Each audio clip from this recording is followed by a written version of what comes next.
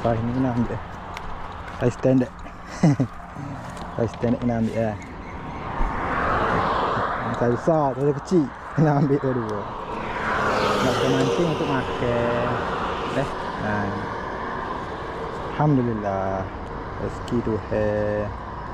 Okey, sekejap lagi kita mari pulak sini. Kita repeat, kita pergi depan pulak. Pergi dekat dengan kedai makan. Rasa kedai makan tu banyak kot. Terakan lagi.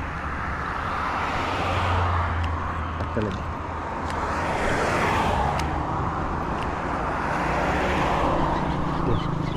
Kira besar kot ni.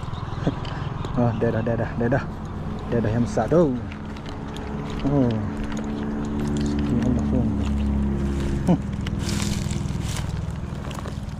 Allah Akbar.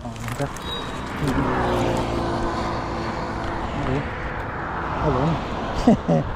Allah ni saiz ni. Oh. Allah sungguh.